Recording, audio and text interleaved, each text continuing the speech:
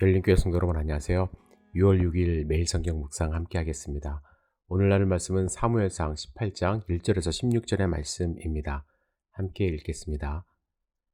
다윗이 사울에게 말하기를 마침에 요나단의 마음이 다윗의 마음과 하나가 되어 요나단이 그를 자기 생명같이 사랑하니라. 그날에 사울은 다윗을 머무르게 하고 그의 아버지의 집으로 다시 돌아가기를 허락하지 아니하였고 요나단은 다윗을 자기 생명같이 사랑하여 더불어 언약을 맺었으며 요나단이 자기가 입었던 겉옷을 벗어 다윗에게 주었고 자기의 군복과 칼과 활과 띠도 그리하였더라. 다윗은 사울이 보내는 곳마다 가서 지혜롭게 행하며 사울이 그를 군대의 장으로 삼았더니 온 백성이 합당히 여겼고 사울의 신하들도 합당히 여겼더라. 무리가 돌아올 때 곧 다윗이 블레셋 사람을 죽이고 돌아올 때 여인들이 이스라엘 모든 성읍으로 나와서 노래하며 춤추며 소고와 경쇠를 가지고 왕 사울을 환영하는데 여인들이 뛰돌며 노래하여 이르기를 사울이 죽인 자는 천천히요 다윗은 만만이로다 한지라. 사울이 그 말에 불쾌하여 심히 노하여 이르되 다윗에게는 만만을 돌리고 내게는 천천만 돌리니 그가 더 얻을 것이 나라 말고 무엇이냐 하고 그날로 사울이 다윗을 주목하였더라. 그 이튿날 하나님께서 부리시는 악령이 사울에게 힘있게 내림에 그가 집안에서 정신없이 떠들어대므로 다윗이 평일과 같이 손으로 수금을 타는데 그때에 사울의 손에 창이 있는지라. 그가 스스로 이르기를 내가 다윗을 벽에 박으리라 하고 사울이 그 창을 던졌으나 다윗이 그의 앞에서 2번 피하였더라. 여호와께서 사울을 떠나 다윗과 함께 하심으로 사울이 그를 두려워한지라. 그러므로 사울이 그를 자기 곁에서 떠나게 하고 그를 천부장으로 삼음에 그가 백성들 앞에 출입하며 다윗이 그의 모든 일을 지혜롭게 행하니라. 여호와께서 그와 함께 계시니라. 사울은 다윗이 크게 지혜롭게 행함을 보고 그를 두려워하였으나 온 이스라엘과 유다는 다윗을 사랑하였으니 그가 자기들 앞에 출입하기 때문이었더라. 아멘. 다윗이 블레셋의 골리앗을 물리친 후 이스라엘은 블레셋과의 전쟁에서 큰 승리를 거두었습니다. 다윗이 전쟁에서 승리하여 돌아올 때 많은 백성들은 사울 왕을 칭송하는 노래를 불렀어요. 그런데 그 노래의 내용은 사울이 죽인 자는 1000명이요 다윗이 죽인 자는 수만 명이다. 이런 내용입니다. 여인들의 노래를 들은 사울은 크게 불쾌했죠. 사울은 자기 스스로를 존중하는 자존감이 낮은 사람입니다. 그는 하나님의 선택을 받고 왕이 되었음에도 불구하고 사람들에게 인정받고 싶은 마음에 제사도 마음대로 그리고 아말렉 왕도 마음대로 살려주어 포로로 데리고 있었습니다. 그런데 사람들이 다윗을 더 높이 인정하자 분노가 일어난 것입니다. 나아가 사울은 다윗이 왕의 자리를 빼앗을 수 있음을 걱정하기 시작했습니다. 분노와 걱정에 사로잡힌 사울은 다윗을 주목하기 시작했고 정신분열 증세까지 일으키며 다윗을 죽이려 했습니다. 사울왕의 질투와 분노의 원인은 무엇일까요? 제가 토요일 묵상에서 자존심과 자존감에 대해서 언급했었습니다. 다윗의 형 엘리압이 다윗에게 분노하는 모습을 보면서 자존심은 세고 자존감이 낮아서 그렇다는 말씀을 드렸어요.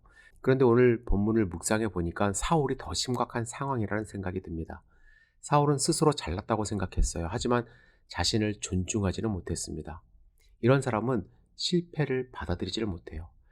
자존감이 높은 사람은 실패를 인정하며 다음 단계로 더 잘 노력을 하며 넘어가는 데에 반해서 사울은 골리앗을 죽인 다윗이 전쟁의 모든 공을 빼앗아 간다는 생각으로 두려워했고 다윗에게 분노를 발하기 시작한 것입니다. 반면에 본문에 읽어보면 다윗은 지혜롭게 행동했다는 표현이 반복되고 있습니다. 다윗은 사울이 가는 곳마다 지혜롭게 행동을 했어요. 모든 일에 지혜롭게 했고요. 크게 지혜롭게 행했고 모든 신하보다 지혜롭게 행했다고 본문에서 말씀을 합니다. 여러분, 오늘 본문에서 지혜롭다는 이 단어의 뜻은 어떤 의미가 있을까요? 저는 한국말로 지혜롭다는 말을 들었을 때 하나님을 아는 지식이라고 생각했습니다. 그래서 호크마라는 단어가 사용되었을 것이라고 생각을 했습니다. 하지만 오늘 본문에서의 지혜는 샤칼이라는 단어가 사용이 되었어요. 이 단어는 단순히 지식이 있다, 영리하다, 무엇을 안다라는 뜻이 아니라 한 단계 더 나아가 인사이트가 있다라는 뜻을 갖습니다. 인사이트가 있다라는 것은 어떤 의미죠? 예, 통찰력, 내면을 볼 수 있는 능력이 있다라는 것입니다. 통찰력은 단순한 지식이 아니라 주위 사항을 해석할 수 있는 능력을 포함하는 거예요. 지혜, 즉 인사이트가 있었던 다윗은 사울이 눈앞에서 창을 던지는 그 분노를 보면서도 참을 수 있었고 견딜 수 있었던 것입니다. 여러분, 세상을 보면요, 사울과 같이 분노 조절을 잘 하지 못하는 장애자들이 많은 것 같아요. 스스로 잘났다고 생각은 하지만 스스로를 존중하지를 못해서 분노를 일으키는 것입니다.